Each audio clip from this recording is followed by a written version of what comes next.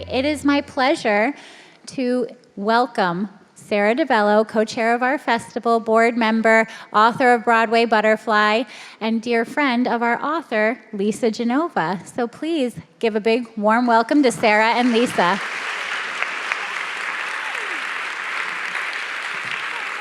Hello, Nantucket. We have a packed house, and I am so excited to be in conversation with this glorious, brilliant woman and to talk about this book. So if you are unfamiliar with the incredible Dr. Lisa Genova, PhD, Lisa graduated valedictorian summa cum laude from Bates College with a degree in biopsychology and earned a PhD in neuroscience from Harvard University. Lisa is known as the Oliver Sacks of fiction and the Michael Crichton of brain science. It's so perfect, right? It's so her. Lisa has captured a special place in contemporary fiction, writing stories that are equally inspired by neurological conditions and our shared human connection. She is the New York Times bestselling author of the novels Still Alice, Left Neglected, Love Anthony, and Inside the O'Briens. Her first work of nonfiction, Remember, The Science of Memory and the Art of Forgetting, was an instant New York Times bestselling author. Her newest novel, More or Less Maddie, was released in January 2025 and became an instant #1 bestseller in Canada and hit the USA Today bestseller list last week.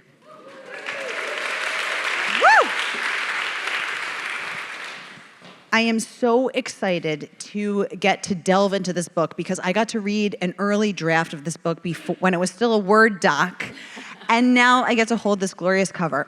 So I first just want to say, everyone, you need to buy this book. So get this in your head right now. You're going to get your hand on this book. You're going to have your own experience of reading More or Less Maddie, and what I want to give you is the secret sauce. I want to give you the behind the scenes, all the juice. So let's delve right into it.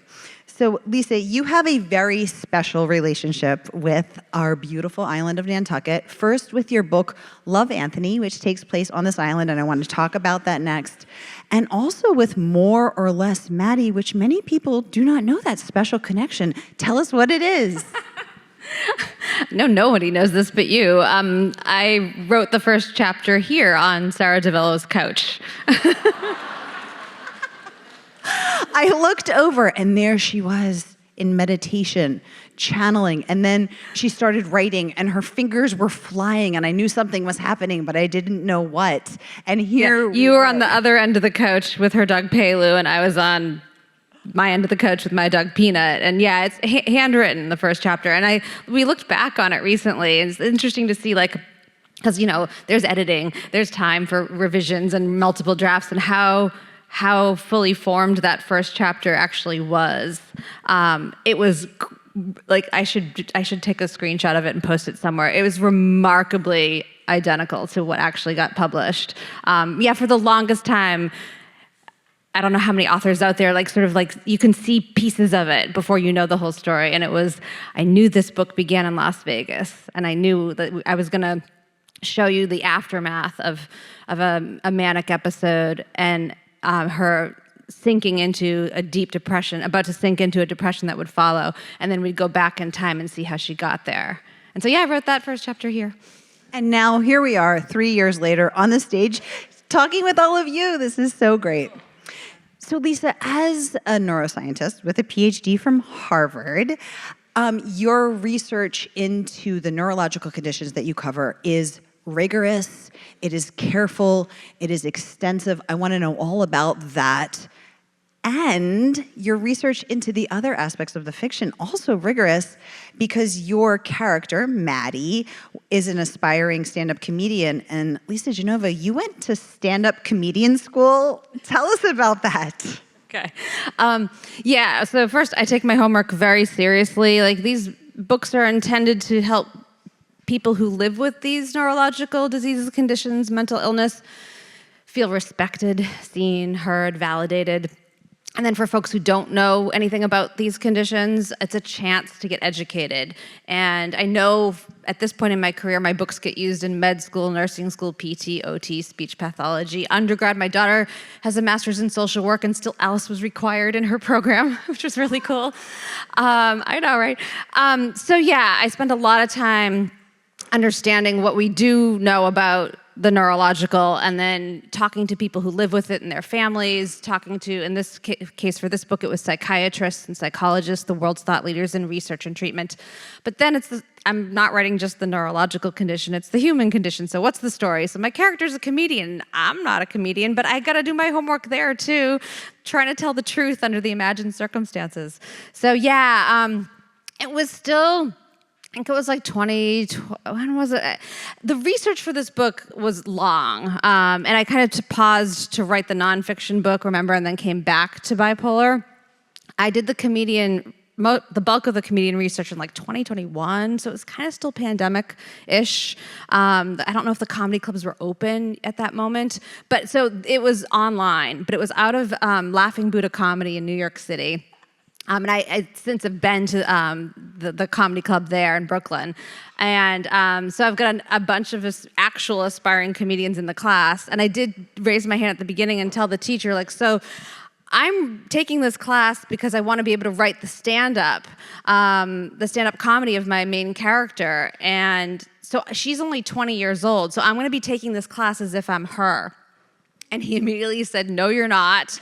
You middle-aged lady, you're gonna take it as you, and then you're gonna have to trust that what you learn you can apply to the writing of your character, which he's so right, but I was like, damn, like, because then I had to find my own funny, which was challenging. Writing comedy is hard, and interestingly, I think there's so much economy of language in comedy. Real good comedians are brilliant writers.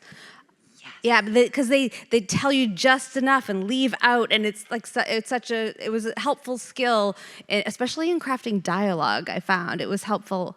I think my dialogue got better as a writer from taking comedy. And yeah, I did have to give a 5-minute set. Yeah, so for Maddie's comedy, I had to start her out where she's new, she's not great yet, but there's something there. There's a spark, there's an excitement, there's a possibility of like, ooh, this lights me up, maybe I could do this. Right, we've all had that feeling about something. And then she has to get better, and I knew that I wanted my landing for this book. So a lot of authors out there might tell you this too, like we kind of know where we're starting, and a lot of us know where we want to get to, but the middle is always the hardest in the book. So like your character's all his lost moment is kind of like your own. You're like, I don't know where I am.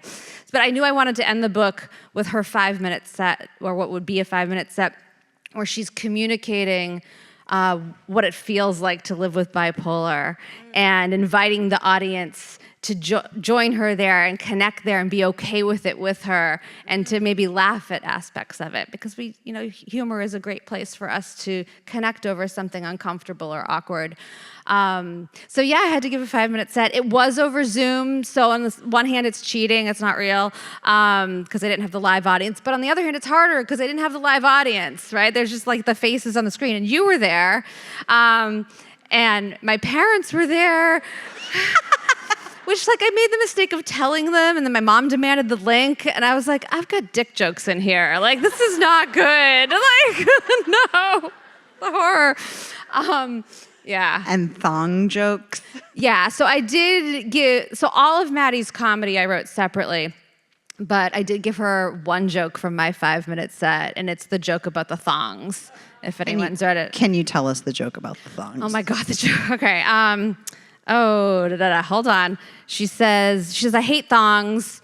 It's like I'm straddling my lady parts over a tightrope wire.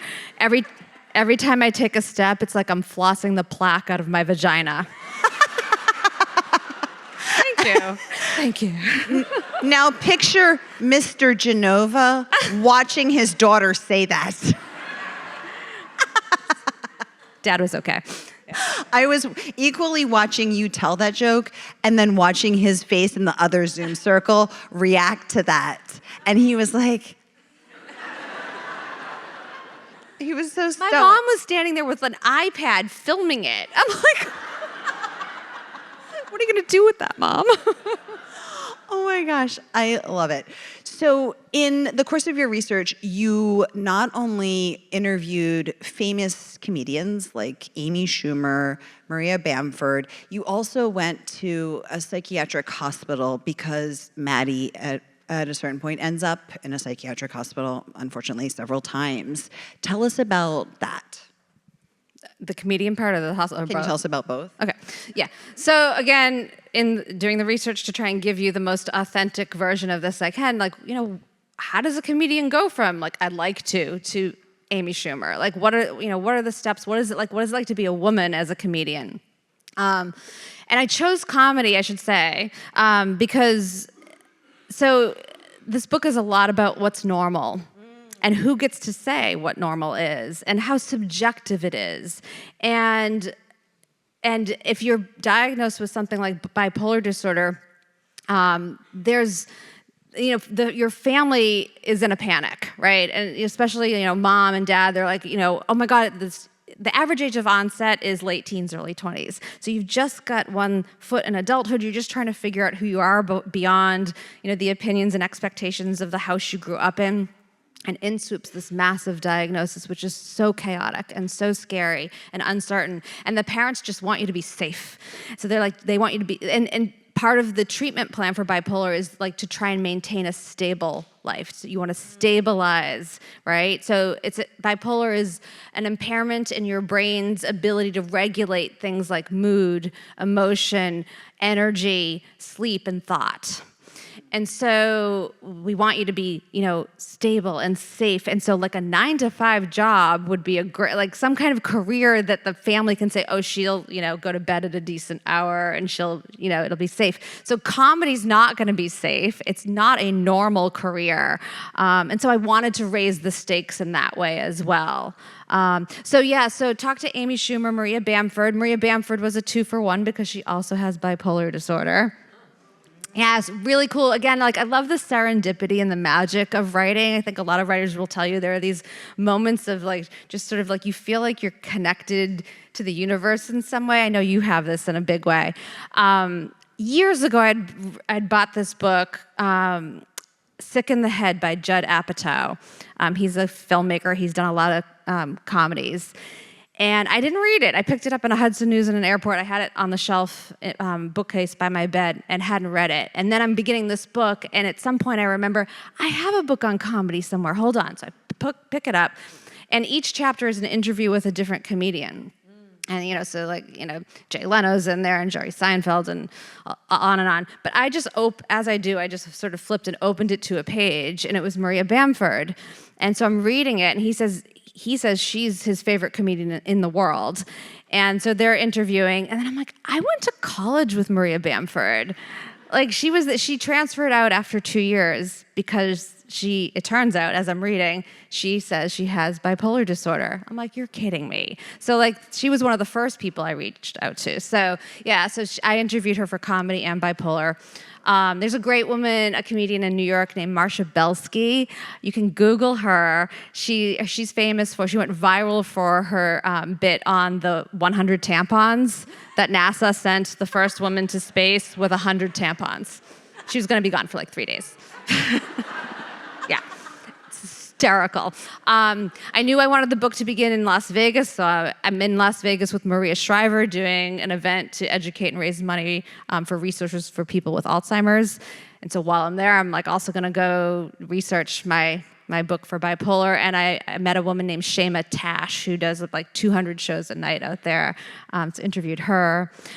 So yeah, lots of comedians. And then on the other end of things, like yes, I'm spending time with psychiatrists. At the Bipolar Treatment Center at Mass General Hospital. I interviewed a guy out in Australia, another person in South Africa, a woman who's in Pennsylvania, another one, David Miklowitz, who wrote the Bipolar Survival Guide, Treatment and Survival Guide. It's like 1,000 pages. You're welcome. You don't have to read that. It's a great book if you need to, but I've written something different. But so I interviewed him. And then Bruce Cohen is at McLean Hospital in Belmont, which is a very famous mental hospital research center. I actually did research there on Parkinson's disease when I was a graduate student at Harvard. And I have some very good friends who are neuroscientists who still do research there, so I spent time at McLean researching as well. What was it like to spend time in McLean? So I didn't go into the place where people are in treatment. I was with Dr. Cohen in his office, so where he would meet patients, which is in the book. You can see so you're going to get the sort of medical side in any of my books is going to come from the doctor's visits, right? Because the people who are suddenly this descends on your life, you're not an expert in any of this. You become one. Most people do become an expert in what their family member or what they themselves have been diagnosed with. But at first, you're just, a deer in headlights, like what is happening? So those conversations took place, I imagined. It's so fun to go there and see what's in the room. So again, we authors try to place you there, like all the sensory moment-to-moment details. And so she talks about at one point when she's in one of the doctor's visits, she's in her doctor's office, and it's warm. There's books on the bookcase. There's a plant, and she spends time wondering if the plant is real. There's a lot of what's real in this? Because your sense of reality gets really tipped upside down with this disorder. And it's just warm and inviting. It could be a professor's office at NYU, which is where she was going to school, and how different of a feel that is from the bedrooms where the inpatients are, or where they have therapy, where it's so sterile and the nurses are just about doing sort of the business of managing the behavior of the patients. So yeah, I try to, as much as possible with every book, I try to go to the places that I'm going to write about and soak in what's available to see, hear, smell, feel.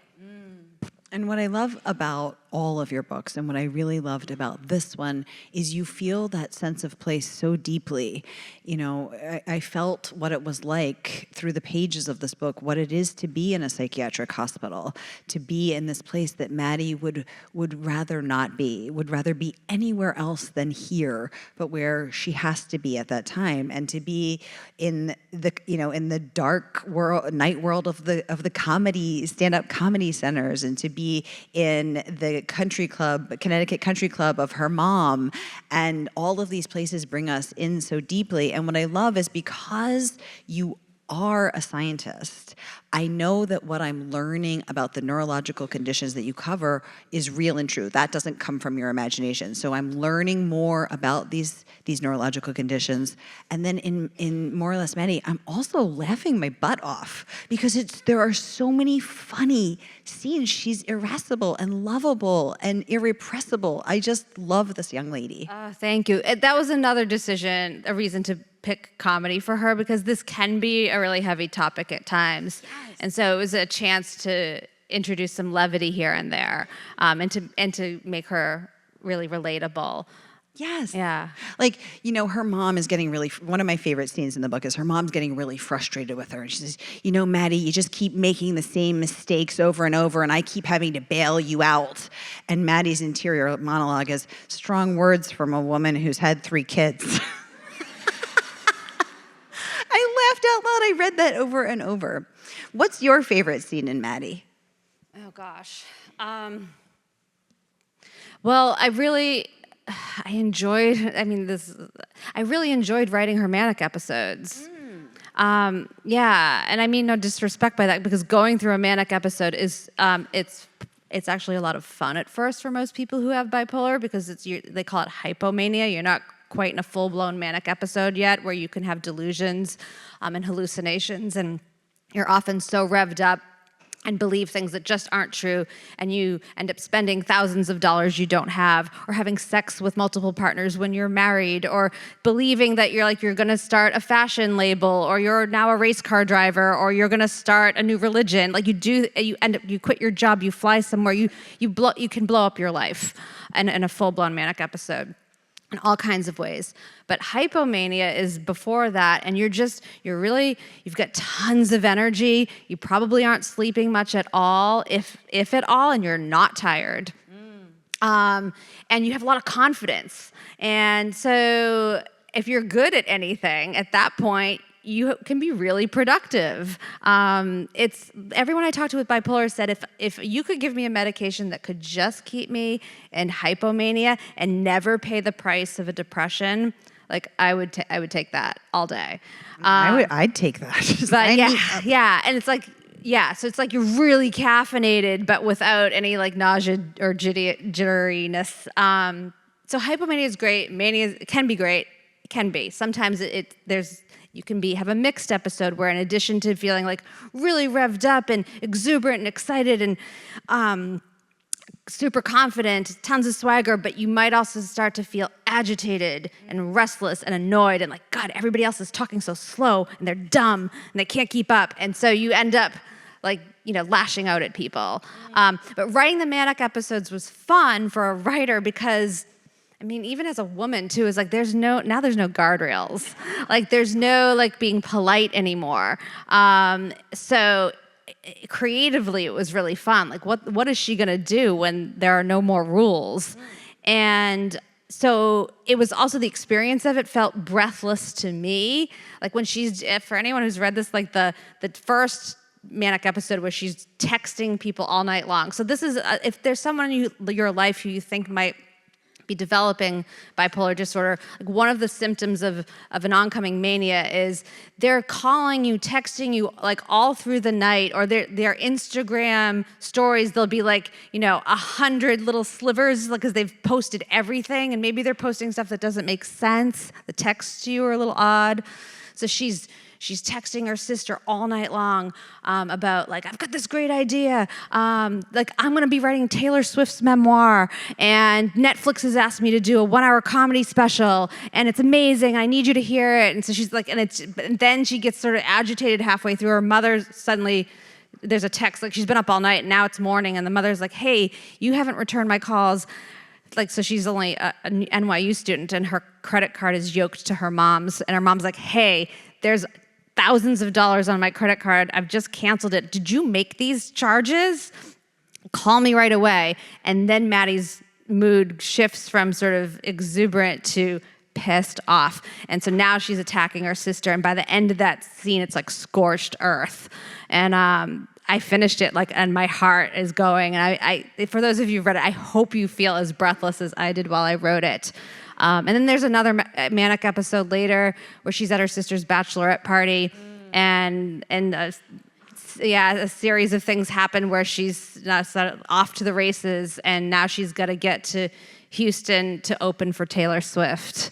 And it doesn't end well. She ends up hospitalized. But it's fun to write because chaotic, exciting things happen, even though it's heartbreaking, because as a reader and even as a writer, you're like, don't do it. Like, make a better choice. This isn't going to go well for you.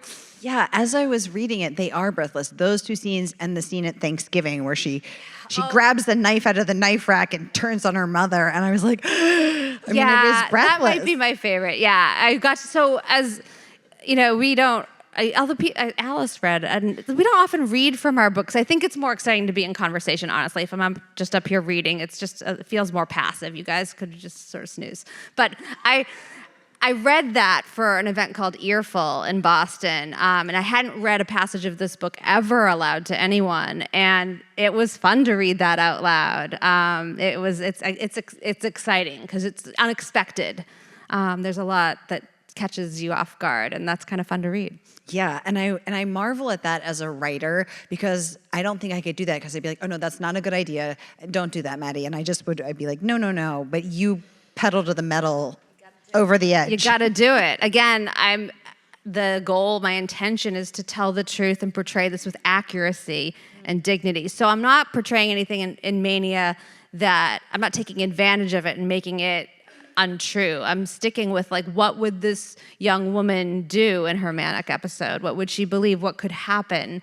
And what would be the fallout to that? And then again, this journey, the whole book, the journey for her really is about discovering the distinction between I am bipolar and I have bipolar. Yeah, which is tough because you get this diagnosis and it's really weird. So this is one of the things that I keyed in on doing the research. mental illness has a very strange burden. So for other neurological diseases, disorders, conditions, your diagnosis is something you have. You have Alzheimer's, you have Parkinson's, you have a traumatic brain injury. You would never say, I am Alzheimer's, or you are Parkinson's. But if you're diagnosed with something that's categorized as a mental illness, and that categorization, I grew up with a Boston accent, some words are hard. Categorization, it's made up. There's no neurobiological, neurophysiological, neurochemical reason where we've said, okay, we're going to carve these out and call them, they need to be called mental illness. It's, I think because they're so behavioral in some ways, but all neurological causes behavior.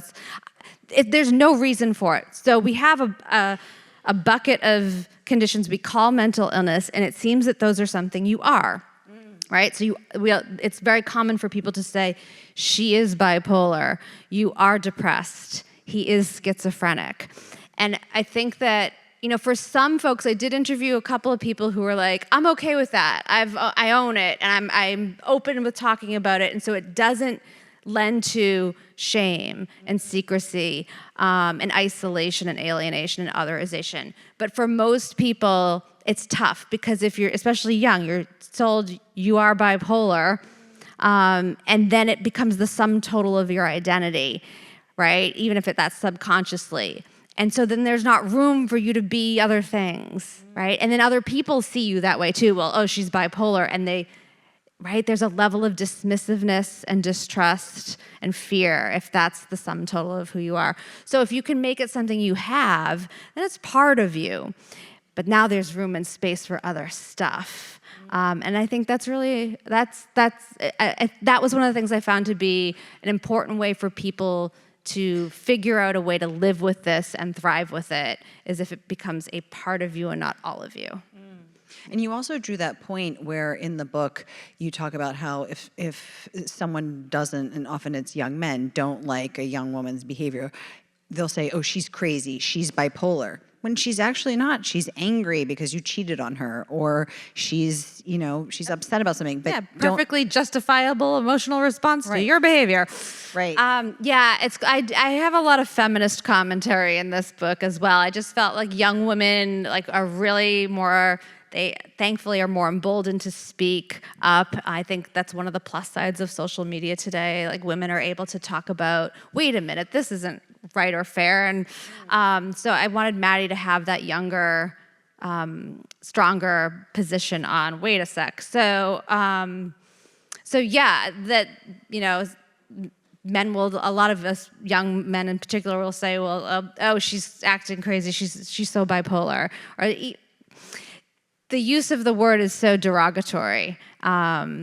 So there's commentary on that. And then also, just as a young woman, if this is something that is your diagnosis or going to be your diagnosis, like, she goes to her primary care physician. It's summer after her first year at NYU. She had been depressed that year, but she chalked it up to circumstances. Her boyfriend broke up with her twice. She found school to be really much harder than high school. She hadn't really found her circle of friends yet.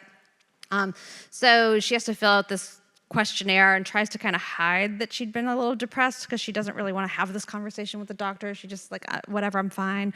But he keys in on it, but assumes it's, oh, well, let's talk about your period. You're probably just, premenstrual.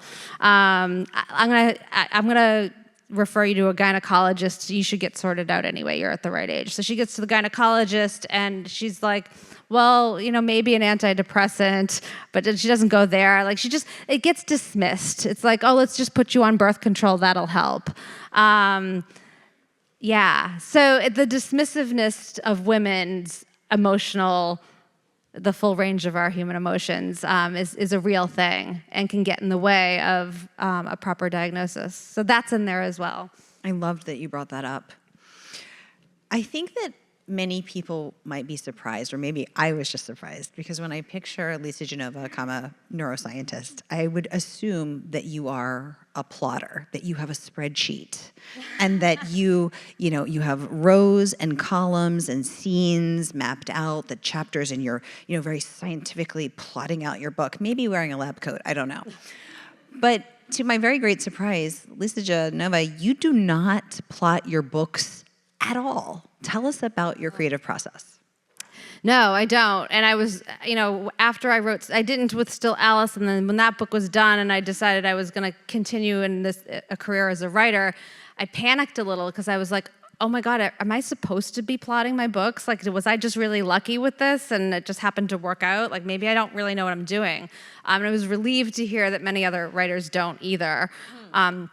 So no, I do all of my research, and then I kind of put it away. I mean, I need to refer to it at times when I'm getting really technical, maybe in the doctor's visits, but I put it away, and then I trust that that's there and I know it, and I just begin. And I begin pen to paper. Again, I know how I'm starting, I know where I'm going, but I don't know any of the middle, and I don't know what's going to happen today. So I borrowed this from Julia Cameron from The Artist's Way. It's like a version of morning pages. So I start every writing day with 3 to 5 pages of stream of consciousness, pen to paper. All right, chapter 2, what happens next? I have no idea. Oh my God, okay, well, don't panic. Or I'll say something like, oh my God, I don't know what's gonna happen next. What if I can't do this book? What if this book sucks? How am I gonna do all 350 pages of this? Or okay, well, Lisa, stop. You're writing, you're gonna write 1,000 words today. It's maybe 4 pages. Or hopefully, maybe 1,500 words. That would be amazing. But you're writing 4 pages today. You're not writing the whole book. Get the words down. You can edit something. You can't edit nothing. Or what are you not gonna write the book? You're gonna write the book. So stop freaking out and just write what's today. And then, okay, well, what just happened? Well, she just did, she just went to tennis. She just went to Nashville and then she took off and now she's at the airport in Atlanta. Okay, well then, or what if her flight's delayed? And I went through the thing. So I start finding it. What if this? It's allowing the curiosity of what might happen without committing to it. The laptop feels a little more serious. So I end up finding my way on pen to paper. And then I go to laptop. And the pen to paper, often I think oh, I don't know what happens next. It's going to be terrible. And it often translates to the laptop kind of well sometimes. That first chapter is eerily close to what got published when I had no idea exactly what was going to happen next. So it's both scary because I don't know, but it's fun. It's really alive and exciting to not know exactly what's going to happen next. And sometimes they surprise me. Oh, this is fun because this is my favorite example of not knowing what's going to happen next and wondering, am I even in charge of this? So it was with Love Anthony, which took place here on Nantucket, and I'm writing the chapter that is Olivia, whose son had autism. She's walking her neighborhood in Nantucket, and it's a lot of internal thinking in that chapter. And as she's rounding the corner to get to her house, she stops at the row of mailboxes, takes out her mail, and I'm writing this, and then she gets to the front door and she looks down and she's got a letter from her ex-husband. And I stop typing and I'm like, oh, no, don't have that because I don't know what it says. Yeah. So delete.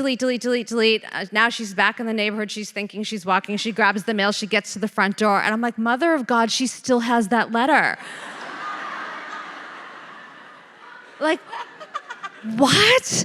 Yeah. So I was like, all right. I'm really serious.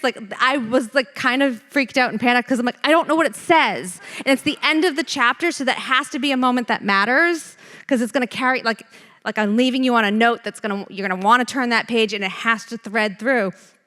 So I'm like, all right, I'm going to put it away.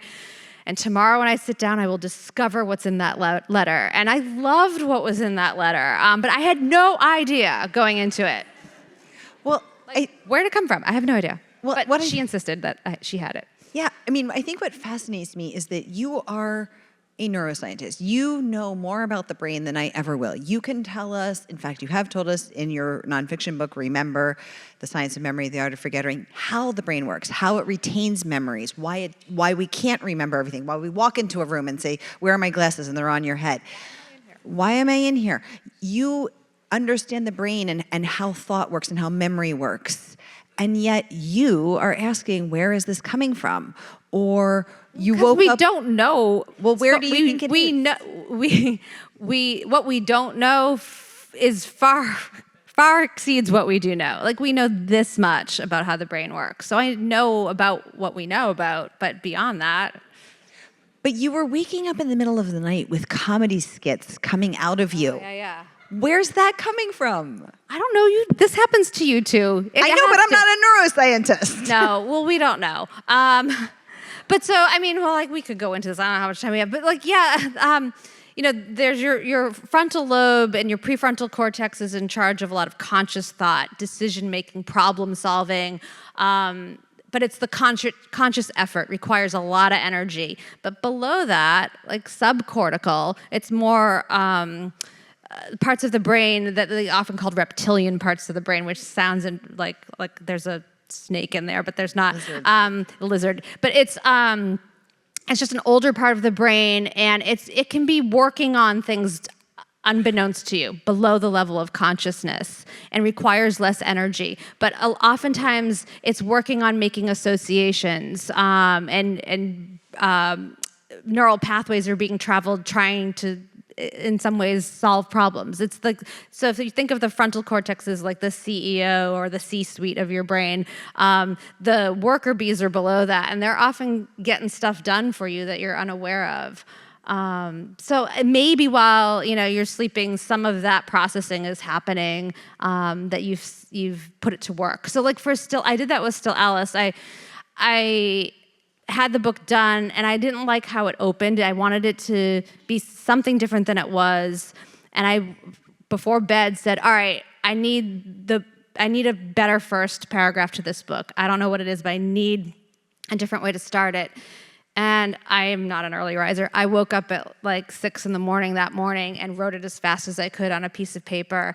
And it was that omniscient point of view, which I hadn't consciously thought of. It came in the morning, where it's like, even then, more than a year earlier, there were neurons in her head not far from her ears that were being strangled to death too quietly for her to hear them.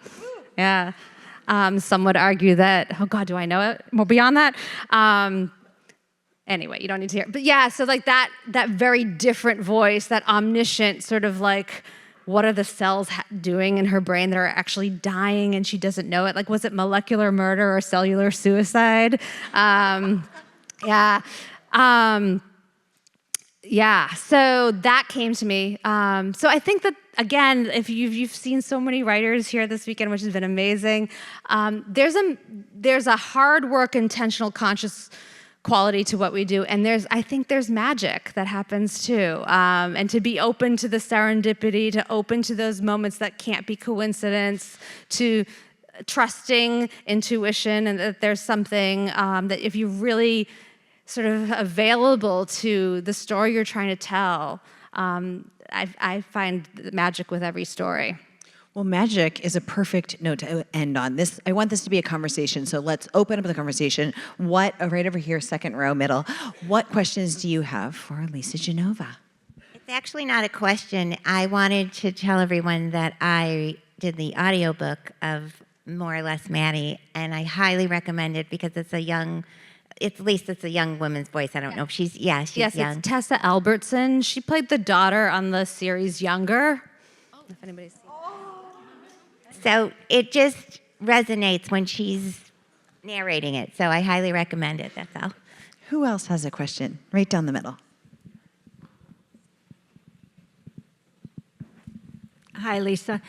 If you know someone who is young and has been diagnosed with bipolar, how would you recommend they read it? Does that give them hope? I'm just curious about that aspect of the hope for them. Yeah, I mean, all of my books, I always tell people like to maybe check it out and see. Like, it depends on where you are in your journey and who you are, whether that's something that's going to be helpful and empowering, or if it's like, I'm just not ready for that yet. I will say that there are sort of two lanes of feedback I've been getting that are incredibly rewarding. One is from people who have it. And just saying, like, I thank you. I feel really validated and seen. One woman said, I gave it to my mom to read. I've been was diagnosed a year ago, and she's just felt so hopeless over this and can't really understand it and doesn't really want to know a lot because she's so afraid of it. She's just sent me the screenshot of the text exchange with mom saying, I read it. I feel hopeful for the first time. Thank you. I'm going to make your brothers and your father read it too. Another woman said like she just graduated from college. Her whole family read it, and it feels like you healed all of us. Yeah. And then there's the people who don't know it yet that says, oh my, like, thank you. Like I feel like you've given me a window into something, and now I feel less judgmental.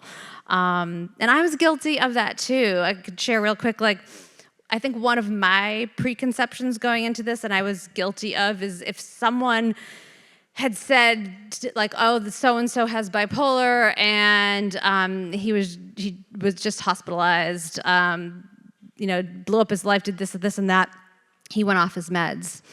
The judgment in my head that would follow was like, oh, well, if he went off his meds, then like, well, he went off his meds. He caused this. He's got to stay on the meds. What I have learned and come to appreciate, and what's I also baked into this story, which will help give us all a lot more space to have compassion and gentle grace around going off meds, is it's really, really hard to stay on them. They weren't designed specifically for bipolar, so all of the medical treatments for bipolar right now are not designed for this illness. We don't really know what causes this exactly. So the drugs used to treat it are like lithium, which was serendipitously discovered. Like, we don't know how it works at all. Don't know what it's doing. And the other drugs are used for epilepsy and just being applied to this. So because they're nonspecific, they act on a lot of other receptors throughout the brain, and so there's tons of side effects, which are really tough to deal with. It's weight gain, it's hand tremor, it's nausea. Imagine feeling nauseous every day. Cognitive fog, so you have trouble thinking. Acne, it's a whole host of not fun things. That's one reason. The other reason is, so imagine you're Maddie, you're 20. You have a manic episode, you're diagnosed by a physician you've never met before, and now you're on these meds every day. It's been 6 months, you haven't been depressed again, you haven't been manic again, and you're thinking, which by the way, is probably because the meds are, as flawed as they are working to help you stay stable. But you're like, wait a minute, like, do I really have this? I wasn't sleeping well, so maybe I was just like sleep deprived. And so I had a breakdown because I hadn't slept in days and days. And it's like, I was a little bit depressed, but a lot of people are depressed. Like, I don't think I have this, right? And you don't lay down memories well while you're manic, so your memory of what happened is gonna be foggy to begin with. I equate it to like having babies, where like why do we have more than one? Kind of forgot what happened. Lisa has 3. So it feels like a reasonable experiment to go off your meds. Like, I'm gonna just try, I feel fine. Like, there's no blood test, there's no brain scan to diagnose this. It's just based on a conversation. So while from the physician's point of view, your bipolar symptoms are an obvious constellation of like textbook bipolar disorder, there's no question that this is what's going on from the physician's point of view. From you, the person who's never been diagnosed before, you're like, this could be wrong, and why am I taking these meds every day? So the doctors told me it takes an average of 3 times going off it before people will be like, okay, I've done the experiment, and I'm gonna stick with it. So I find that helpful to understand. We have time for one last question. Right next to my friend, my bridge buddy, Joanne. Right next to my bridge buddy, Joanne. Right there with the glasses. Yes, you. I'd just like to go back to Love Anthony. I think Sara was getting to it. I just wondered how you really understood Nantucket. How did it get to be the setting? Yay. Oh, thanks for saying that. I live in Chatham, so I'm just 30 miles over the water away. I wanted to pick a place that had a sense of isolation because having a child with autism can often feel that way, right? The child that you imagined having is like you're not getting invited to birthday parties, or you're not going to be mainstreamed in the school, or it's a very different path than the one you imagined, right? It's like you were planning to go to Italy and you ended up in Holland. For any of you who know autism, you know that story. So I loved the idea of an island, and if I wasn't raising children as a single mother, maybe I would have picked Bali. But Nantucket was really easy for me to get to, and I love it here. So I was, it's funny, Stella, my youngest, was born in August, and I started the research for Love Anthony in terms of place, Nantucket, in September. So I'm like, breastfeeding her all over this island as I'm like meeting people. But yeah, I came every month. So I was here in January and February and hate month in March. And it was I got to know a lot of islanders. I live in Chatham, so it's a similar vibe. Like we go from a population of 6,000 year round to 40,000 in a weekend. So I get that part of living here. But yeah, it was really fun to see year round life here and to get to know this island so intimately. Well, we are so happy to have you on our island. And it has been a pleasure to host you. And with that, I want to invite everyone to go downstairs and get books signed by Lisa. Father's Day's tomorrow. Guess what makes a good Father's Day gift? This, right here. The gift for yourself, the gift for others. Thank you so much. Thank you. Thank you. I love you. Yes.